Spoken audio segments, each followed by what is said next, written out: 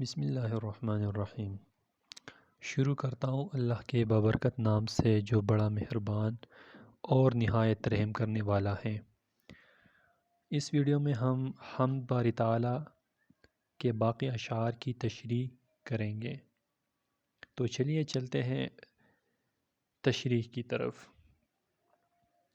ضمیف فلک کا حسی شامیانہ، خدائی کا یہ خوشنما کارخانہ، درندے چرندے پرندے یہ حیواں، یہ جن و ملک اور یہ نوع انسان۔ تو فلک سے مراد آسمان ہے اور شامیانہ تو ٹینٹ کو کہتے ہیں، لیکن یہاں پر اس سے مراد بھی آسمان ہے۔ خوشنما سے مراد خوبصورت ہے، اور کارخانہ یعنی وہ جگہ جہاں پر مختلف قسم کی چیزیں تیار کی جاتی ہے۔ یہاں پر کارخانے سے مراد یہ دنیا ہے۔ درندے یعنی وہ جانور جو گوشت کھاتے ہیں، چرندے یعنی وہ جانور جو گھاس کھاتے ہیں، جن یعنی بھوت وغیرہ، ملک یعنی فرشتے۔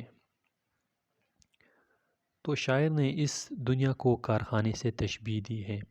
جس طرح کارخانے میں مختلف چیزیں تیار کی جاتی ہیں، اسی طرح یہ دنیا بھی خالق کائنات کا کارخانہ ہے۔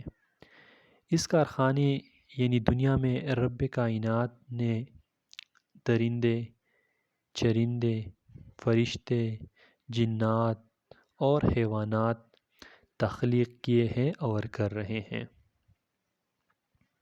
ملی ہے جسے بھی یہاں زندگانی، تیرا فضل ہے یہ تیری مہربانی، کھلانا پلانا بنانا مٹانا، ہنسانا رلانا سلانا جگانا۔ تو زندگانی سے مراد یعنی زندگی ہے۔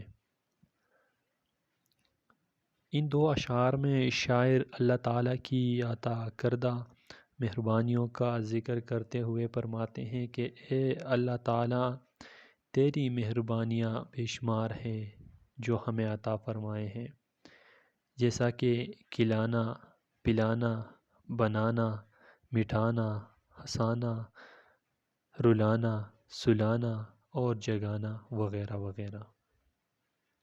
تو اس شعر میں میرے خیال سے مشکل کوئی لفظ بھی نہیں ہے اور تشریح بھی آسان ہے۔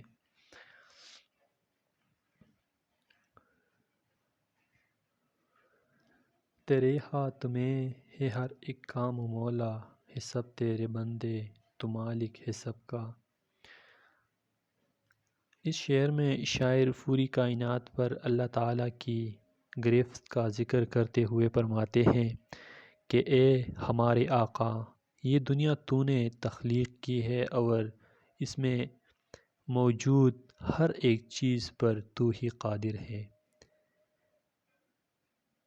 اے اللہ، تو ہی ہمارا خالق و مالک ہے اور ہم تیرے بندے یعنی مخلوق ہیں۔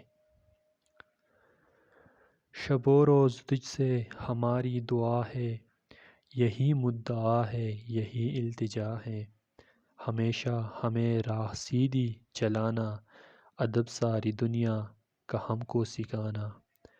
تو شب سے مراد رات ہے اور روز سے مراد دن ہے، مدعا سے مراد یعنی مقصد ہے، التجا سے مراد درخواست ہے۔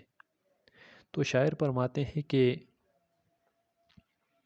اے اللہ، یہ دنیا تو نے صرف انسانوں یعنی ہمارے لیے بنائی ہے، لیکن ہم سب کمزور ہیں، ہم بندگی کا حق ادا نہیں کرتے۔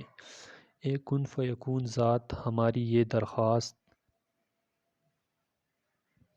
ہے کہ ہمیں ہمیشہ سیدھے راستے پر چلا اور دنیا میں زندگی گزارنے کے جو اصول قوانین اور طریقے ہیں وہ ہمیں سکھائے، عنایت فرمائے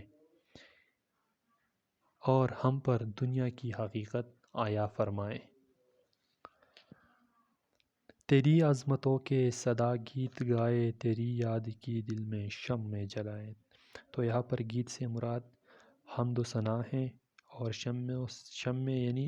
شمع سے مراد یعنی عبادت کے ذریعے سے جو دل منور رہتا ہے اسی طرف اشارہ ہے۔ آخری مقطع میں شاعر اللہ تعالیٰ کی بزرگی اور محبت کو بیان کرتے ہوئے اپنے دل کی حالت بیان کر رہے ہیں کہ اے اللہ، تو ہی عظمتوں کا مالک ہے، تیرے ساتھ ہی ہم سرائی جچتی ہیں۔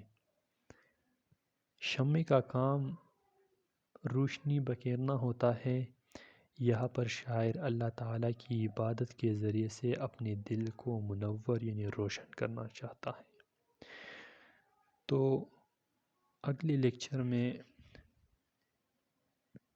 مشقی سوالوں کے جوابات تحریر کیے جائیں گے، تو تب تک کے لیے اجازت چاہتا ہوں۔ دعاؤں میں یاد رکھنا۔ اللہ نگہبان۔